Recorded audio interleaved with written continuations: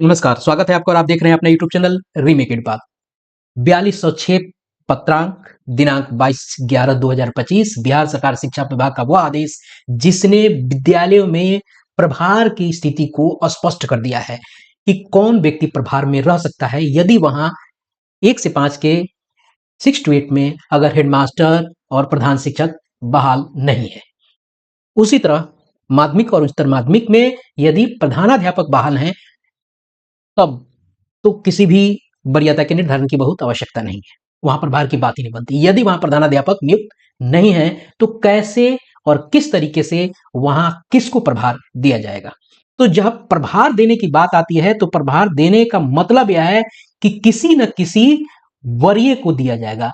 तो ये प्रभार के ही पत्र से निकलता है वरीयता के निर्धारण का रास्ता। तो ये वरीयता का निर्धारण का रास्ता का जो पत्र 4206 है ये बहुत बड़ी खुशी लेके आया है और खासकर नियोजित शिक्षकों के लिए। प्रोन्नति का तो रास्ता नहीं बना है, लेकिन विशिष्ट शिक्षक और नियोजित शिक्षक के लिए ये बड़ी खबर है और थोड़ा सा निराशाजनक है उन बीपीएससी से अभी फ्रेश बहाल हुए आपको 6 to 8 के टीचर्स को, 11-12 के टीचर्स को, 9-10 के टीचर्स को, जी, जो फ्रेश बाहर हुए। तो चलिए जानते हैं कि कैसे वरीयता का निर्धारण हुआ है और बड़ा क्लू क्या है।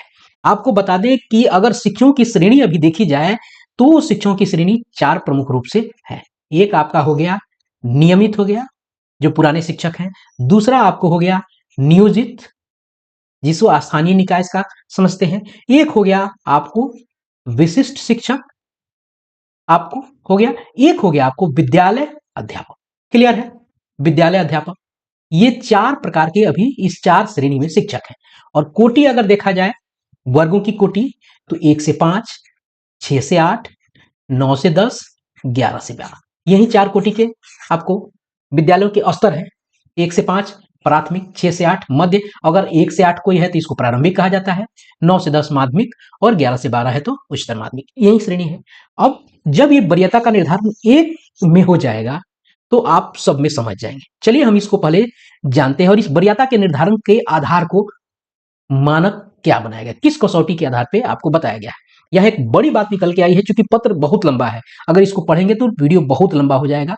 तो हम आपको एक एक करके आपको प्रमुख रूप से चीजों को बताते जाते हैं। यहाँ 1 और 2 में बताया गया है कि माध्यमिक और उच्चतर माध्यमिक में जो प्रभार देने की बात आती है, जहां प्रधानाध्यापक नहीं है उनके प्रधान, उस विद्यालय में प्रधान किसे बनाया जाए, इसके लिए बातें की गई है। वहां अलग अलग आधार बनाया गया है कि किस आधार पे प्रभार वहां दिया जा सकता है। जो प्रभार देने की व्यवस्था आपको बनाई गई है वो व्यवस्था आपको बनाई गई है जो प्रधान शिक्षक जो बने थे उनके अनुभव का जो आधार है उसके आपको वर्ष को माना गया है, यानी जो भी उनके एक्सपीरियंस का वर्ष था 8 वर्ष वहां था वो माना गया है। उसी तरह आपको 9 to 12 के विद्यालयों में यहाँ प्रधानाध्यापक जो नियुक्त हुए थे तो 9 से 10 में उनका आपको 8 वर्ष का अनुभव माना गया था, और अगर 11-12 में जो थे तो 4 वर्ष का अनुभव मान के नियुक्ति की गई थी प्रधान शिक्षक और यहाँ प्रधानाध्यापक को।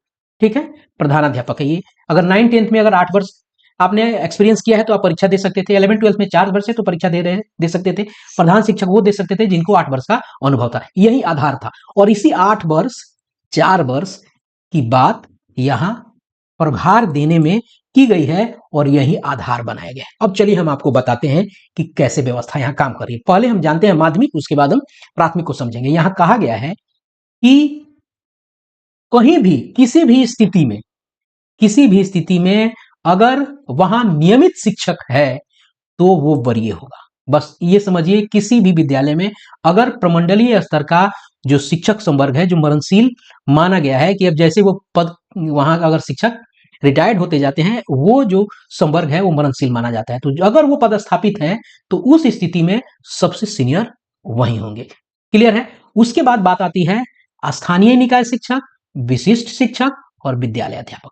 यहां समझने की जरूरत है स्थानीय निकाय के शिक्षक जिसको नियोजित कहते हैं, विशिष्ट शिक्षक जो पूर्व में नियोजित थे। क्लियर है? इन्होंने नियोजित रहकर सक्षमता परीक्षा पास की और विशिष्ट शिक्षक बन गए। विद्यालय अध्यापक ये कभी नियोजित शिक्षक, इसमें भी ऐसे कुछ शिक्षक हैं जो कभी नियोजित शिक्षक हुआ करते थे।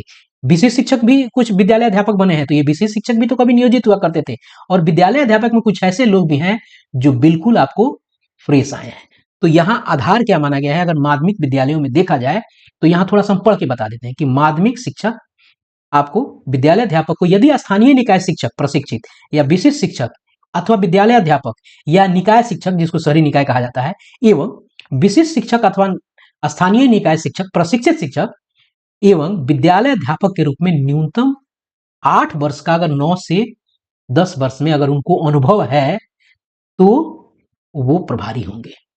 यहां स्पष्ट हो गया कि अगर नियमित कोई है तो उसको आप वो प्रभारी होंगे। वरीय सबसे वरीय कौन होगा, सबसे वरीय अगर देखा जाए तो वो आपको नियमित शिक्षक आपको होंगे। क्लियर है, नियमित हो गया। अब बात आती है तो उसके बाद क्या होगा, अगर कोई वहां नियोजित 8 वर्ष अनुभव है, यानी जिसका प्रशिक्षण तिथि से वेतन पाना का वर्ष ज्यादा है, जो जितना प्रशिक्षित है वही रहेगा। चाहे अगर नियोजित ही है, यही अगर सबसे ज्यादा प्रशिक्षण का वर्ष लेके एक्सपीरियंस लिया हुआ है तो यही आपको वरीय होगा। चाहे अगर विशिष्ट शिक्षक है, इसको प्रशिक्षित वेतनमान प्राप्त करने का अगर ईयर ज्यादा का एक्सपीरियंस इसके पास हो तो यही होगा। विद्यालय अध्यापक है वो होगा तो उसको होगा। कहने का मतलब है नियोजित भी प्रभार में जा सकता है, भले वहां विद्यालय अध्यापक हो चाहे विशेष शिक्षक है।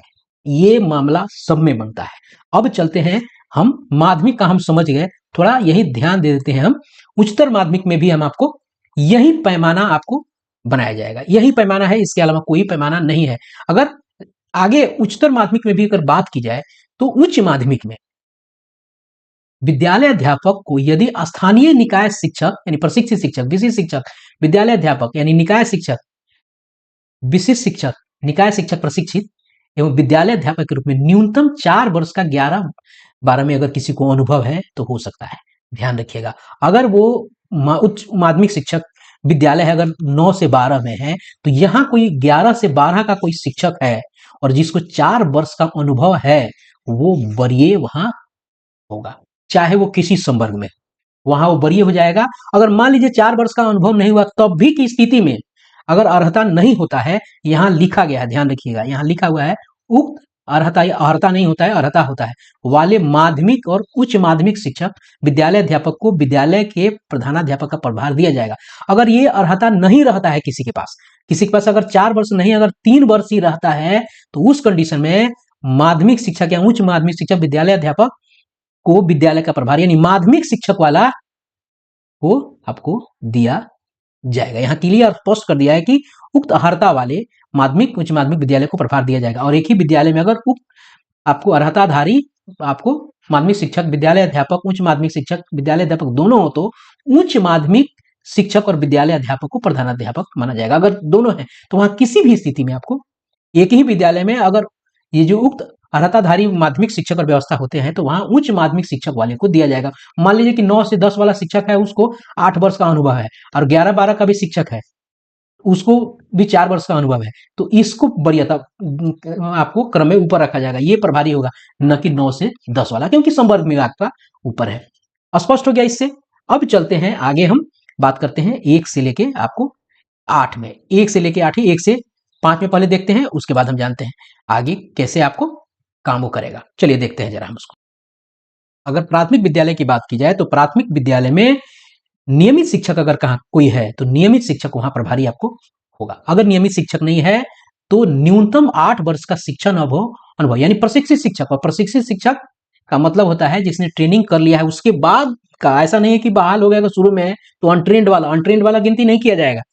शिक्षक उसे ही माना जाता है जो ट्रेंड होता है। इसलिए प्रशिक्षित के रूप में जिसका आपका अनुभव 8 वर्ष का होगा, चाहे वो नियोजित शिक्षक हो, विशिष्ट शिक्षक हो, चाहे आपका विद्यालय अध्यापक है, वो वहां वरीय हो जाएगा। तो नुकसान यहाँ आपको जो संवर्ग की बात करके आपको जो विशिष्ट और आपको विद्यालय अध्यापक में जो तुलना की जा रही थी, और पहले मैंने भी 1-2 जगह इस चीज को बताया है अस्पष्टता होने के चलते, क्योंकि विधानसभा में इस तरह की बातें की गई हैं, लेकिन अब कुछ नया नियम आ गया है। तो बीपीएससी के जो लोग बहाल हुए इस संवर्ग में, जो फ्रेश बहाल हुए हैं, वहां संवर्ग का कोई लेना देना नहीं है, सारा लेना देना आपको अनुभव का है, और अनुभव का होना भी चाहिए, क्योंकि वो इतने दिन से एक्सपीरियंस ले रहे हैं और उसी विद्यालय में उसी बच्चों के बीच एक्सपीरियंस ले रहे हैं। तो ऐसा नहीं कि परीक्षा दे के कोई आ गया है तो वो उससे ज्यादा आपको उस पर वरीयता देनी चाहिए। ये सरकार का बहुत न्यायप्रिय निर्णय है। नियोजित शिक्षक जो लोग हैं, भले उनको आगे प्रोन्नति नहीं मिल रहा है, लेकिन वरीयता के निर्धारण में वो माने जा रहे हैं। उसके बाद अगर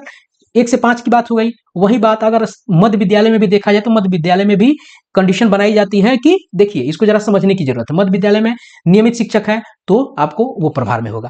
इस आपको न्यूनतम, जिसका इसके अनुसार न्यूनतम 4 वर्ष का शिक्षण अनुभव प्रशिक्षित शिक्षक के रूप में, अगर 6 to 8 के स्थानीय निकाय प्रशिक्षित शिक्षक या विशेष शिक्षक, विद्यालय अध्यापक, स्थानीय निकाय शिक्षक, प्रशिक्षित शिक्षक एवं विशेष शिक्षक, स्थानीय निकाय शिक्षक, यानी यूं कहिए इन सब में जिसका अनुभव आपको 4 वर्ष का जो है, जिसका वो वहां आपको वरीय होगा।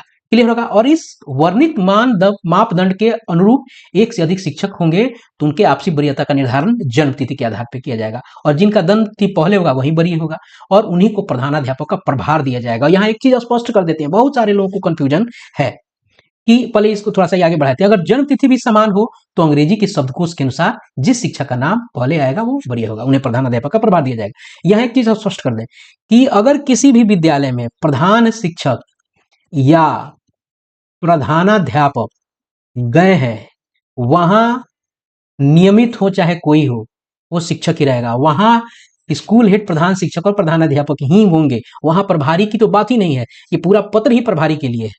तो जहां अगर फुल फ्लेज हेडमास्टर है, फुल फ्लेज प्रधान शिक्षक है, वहां नियमित पे उसको वरीयता किसी भी स्तर पे मिलेगी। नियमित किसी भी स्तर पे वो कम रहेंगे, क्योंकि नियमित एक शिक्षक है, भले आपका नियमित संवर्ग हो, लेकिन हेडमास्टर वहां फुल फ्लेज वो एज ए बीइंग हेडमास्टर वहां ज्वाइन किया है।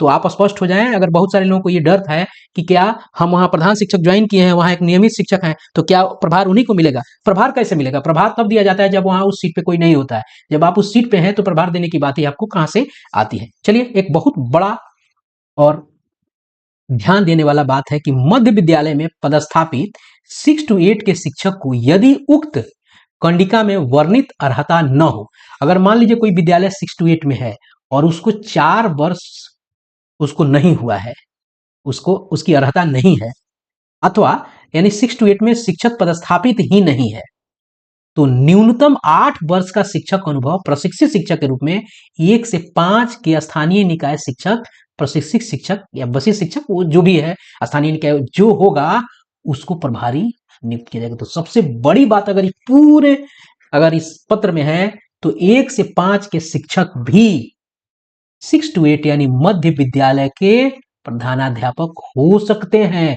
भले वहां 6 to 8 के टीचर क्यों ना हो।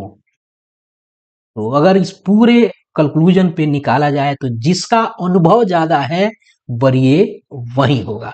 किसके कंडीशन में? नियोजित, आपको स्थानीय निकाय शिक्षक, विशेष शिक्षक या विद्यालय अध्यापक, इनमें जिसका अनुभव ज्यादा होगा वही वरीय होगा, और क्रमशः वरीयता और कनीयता का निर्धारण उसी अनुसार होता जाएगा। और बड़ी बात यह है कि जितने भी नियोजित शिक्षक हैं, अगर वो विशिष्ट नहीं बने हैं तो उसी विद्यालय में पड़े रहेंगे। अगर वो विशिष्ट हो गए हैं तो उनको प्रमोशन मिलके वो मिडिल स्कूल में चले जाएंगे। तो स्थिति बड़ी सामान्य और व्यवस्थित बना के 3 पत्र जो निर्धारित किए गए, जिसमें से 4206 और 4207 बहुत ही महत्वपूर्ण पत्र है, जिसका विश्लेषण मैं पिछले में कर चुका हूं और इसका विश्लेषण मैंने आज किया है। तो वरीयता का निर्धारण में स्पष्ट हो गया, जिसका अनुभव ज्यादा वरीयता उसी को। तो मिलते हैं जल्दी ही नए कंटेंट या नई इंफॉर्मेशन के साथ। अपना ख्याल रखें। जय हिंद।